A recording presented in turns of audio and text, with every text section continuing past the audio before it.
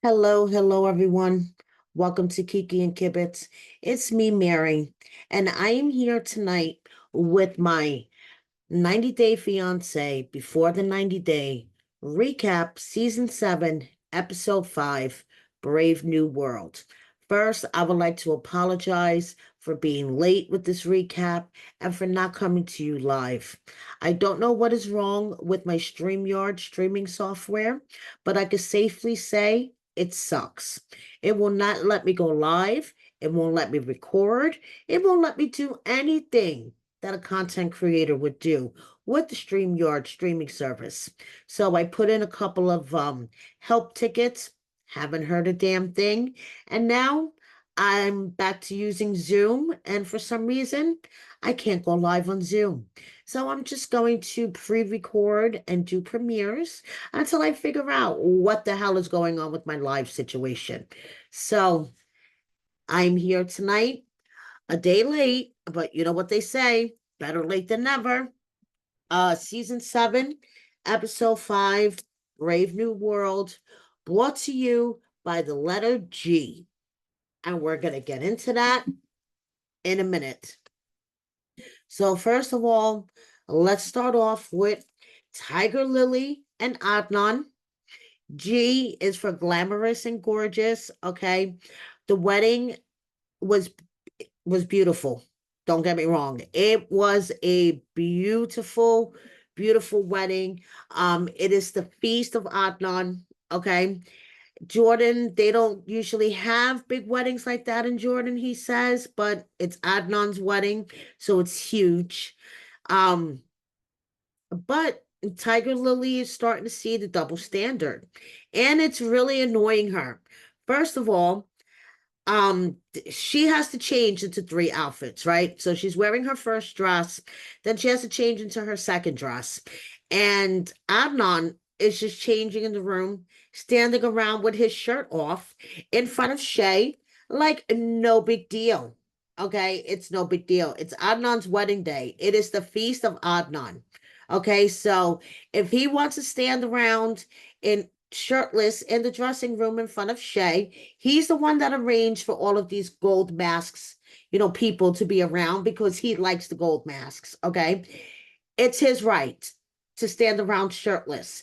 And then this is where him and Lily Tigerlily are looking at each other like this. Okay. So they go from all lovey dovey in their first, confessional picture to this. So he's like, it's okay. I go swimming like this. It's okay. So Tigerlily's like, okay, so I'll put on a bikini. I guess that's okay too. So she see the double standards and she's still going along with it. Okay, she's still going along with it. She's complaining about it, but not doing anything about it. Now, she needs to get dressed, and it seems like everybody is focused on Adnan. Okay. Aren't they usually focused on the bride on her wedding day? But it seemed like today, yes, it was Adnan's day.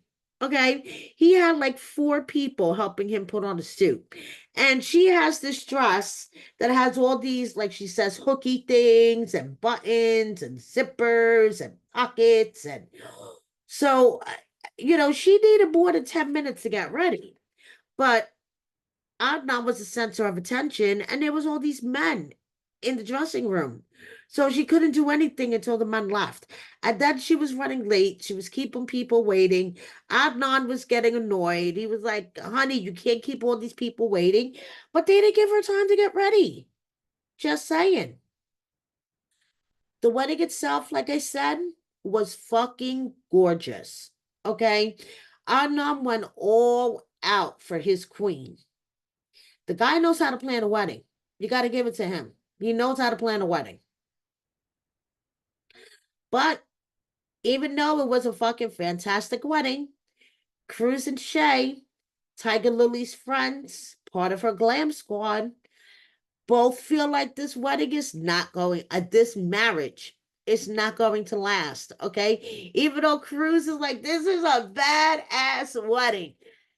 We all know that this marriage is not going to last because Adnan is set in his ways, and now Tigerlily is finally getting her head out of her ass and realizing, yeah, women serve a certain role in the Muslim religion, and you are going to need to put yourself down to that role if you're going to be married to a Muslim man. That's just the way it goes.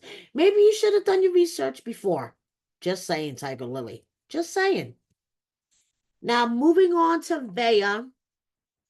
Veah, what is my G word for Veah? Did I even get a G word for Veah? Grading. G is for grading when it comes to Veah, because at this point, she is just grating my nerves. So she is nervous about everything. It's getting down to the time. She's about to get on that plane to South Africa, and she is nervous and overwhelmed, and she's crying. It's a good thing Worry is coming with her because she is a hot mess express. Okay. So, they still haven't come up with a plan though. Okay. She's going to meet Sonny, right? She's bringing her ex Rory with her, but she still hasn't come up with a plan of what to do with Rory when Sonny is at the airport, as we see here. Okay. So she traveled over 36 hours with her ex to go meet her current boyfriend in South Africa. Didn't mention a thing to her current boyfriend. And now that they arrive in the airport, there's like these huge glass doors before you walk out. And Veah is worried that Sonny is gonna look through those doors and spot Worry. So she's practically shoving him to the side and telling him, you can go over here so he doesn't see you.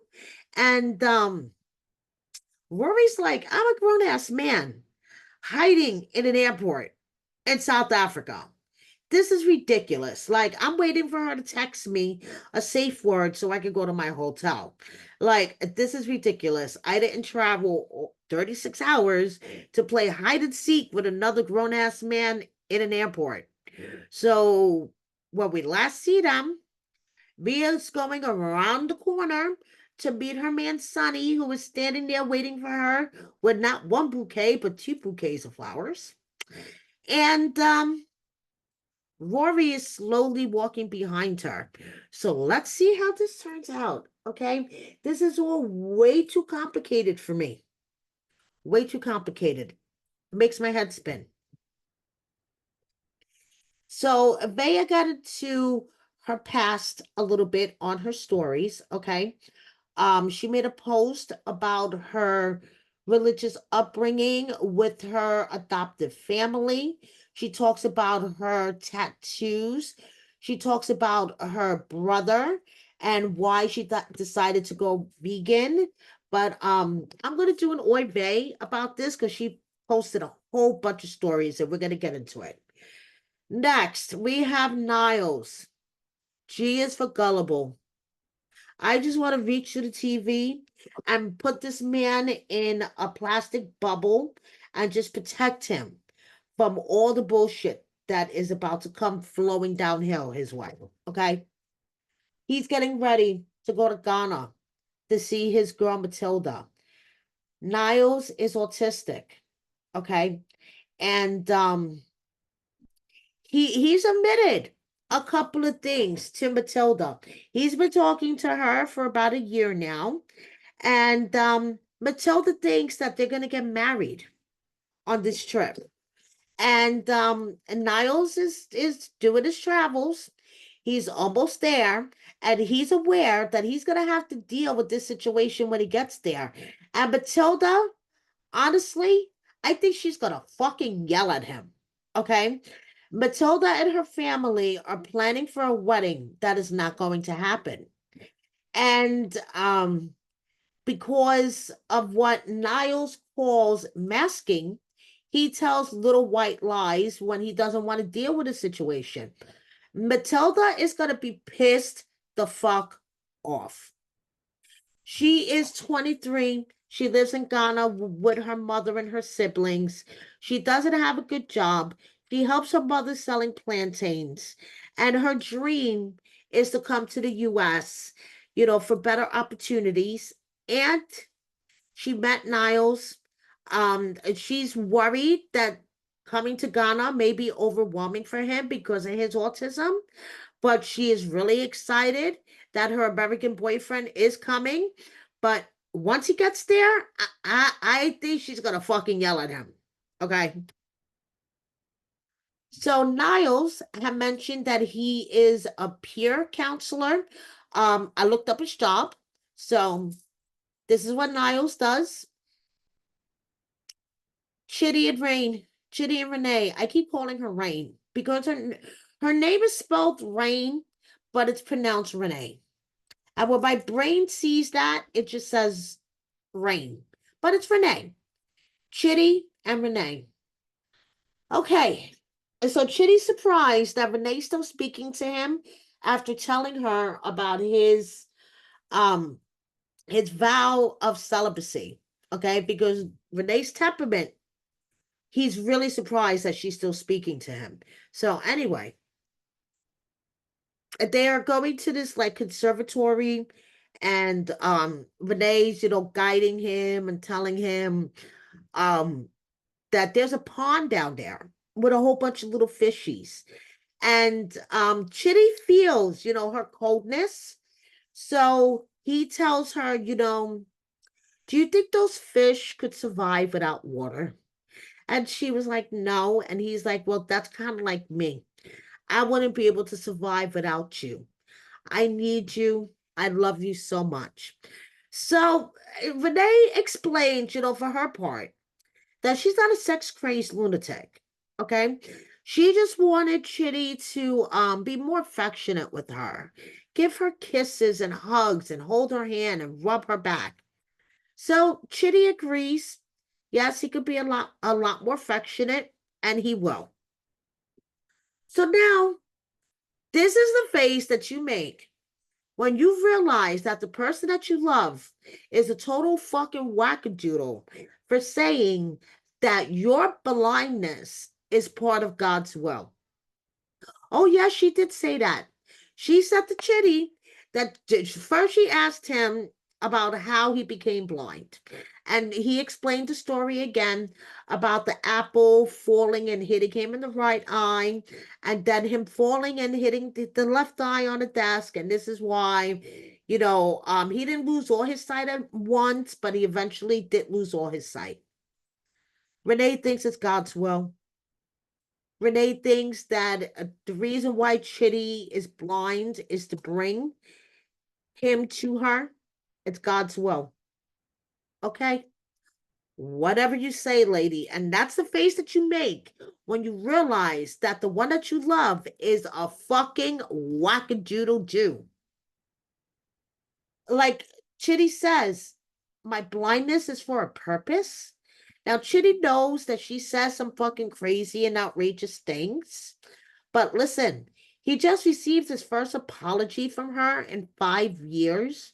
So I think he's going to overlook the crazy things coming out of her mouth at the moment.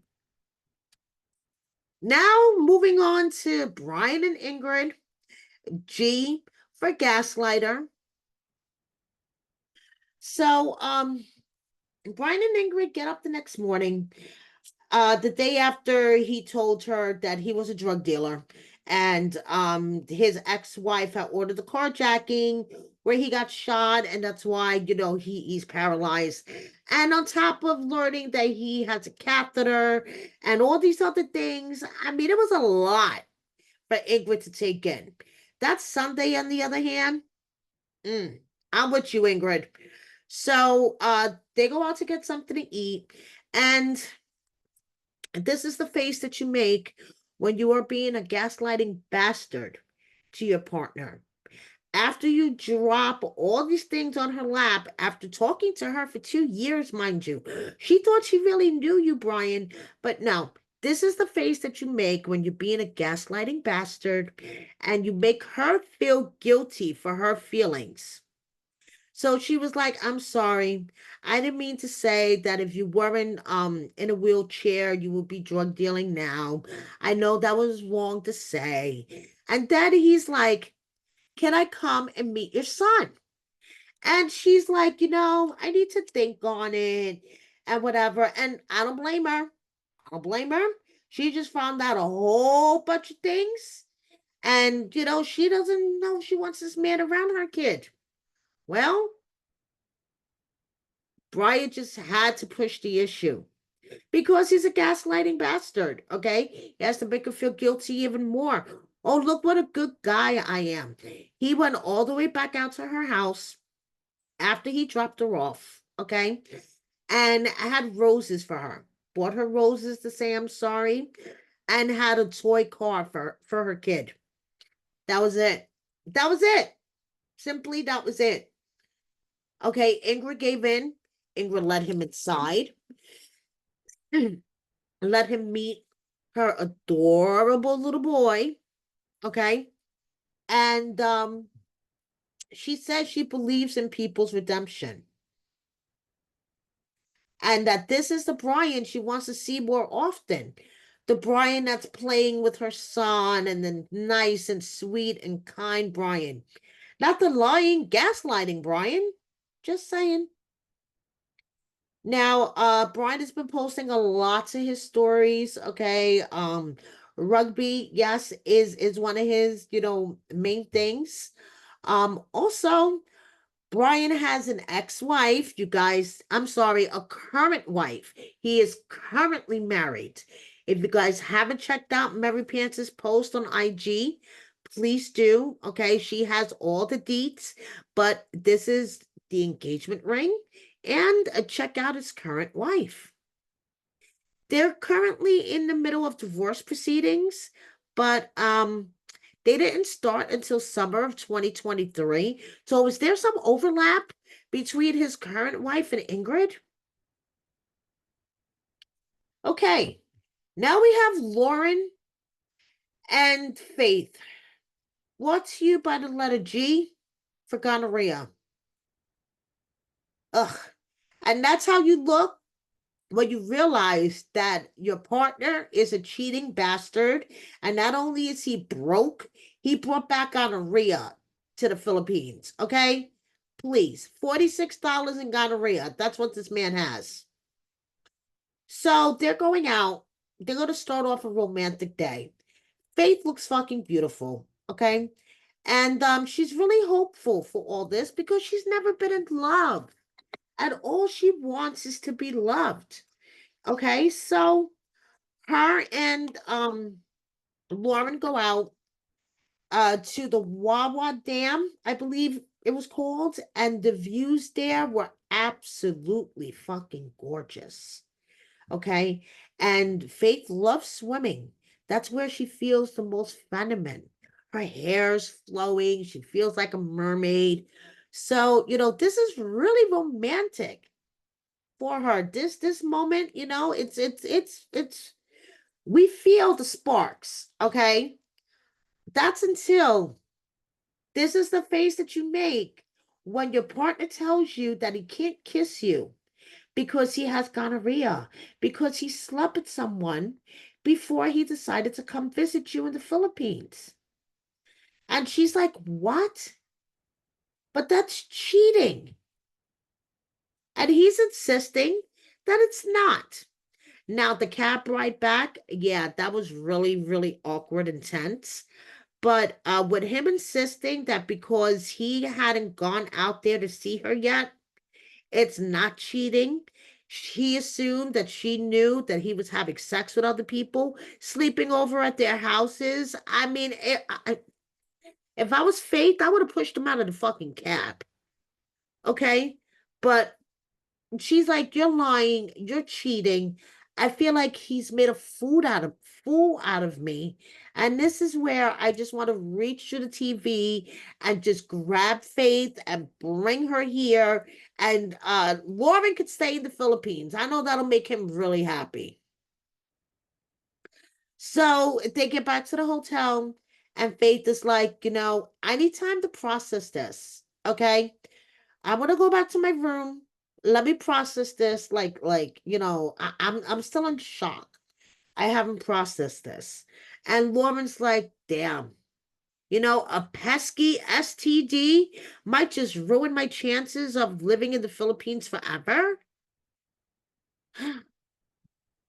So we shall see next week what Fate's reaction to Lauren is going to be, and what goes off from there. So I just want to say thank you, everyone, for your patience with me during my technical difficulties. I will continue to figure out what the black is going on and try to get myself live soon. Until then, like I said, I will keep doing premieres so you guys could chat, in the comments, just like it would be live, but except I'm not live on the screen. I'll be with you in the comments. Thank you so much for watching me. Please subscribe if you don't already. Hit that like button. Share my video with a friend or 10. And please consider joining my membership. Thank you so much. See you next time, everybody. Bye.